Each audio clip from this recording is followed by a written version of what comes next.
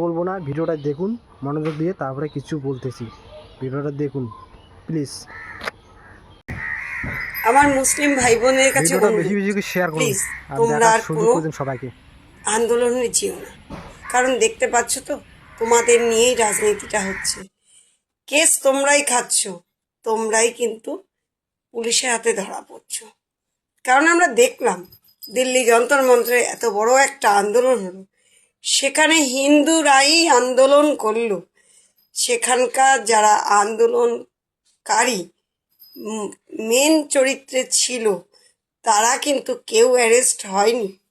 হয়েছে কে? মুসলিমরা, যারা সেই আন্দোলনকারীদের খাবার জোগান দিয়েছে, যারা সেই আন্দোলনকারীদের সব সময় সুযোগ সুবিধা দিয়েছে, তাদের পাশে থেকেছে, তারাই কিন্তু অ্যারেস্ট হলো।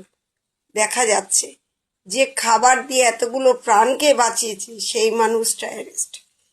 তার বাড়ির লোকের ওপরে অত্যাচার চলছে। আমাদের পশ্চিমবাংলায় সেটাই দেখা যাচ্ছে।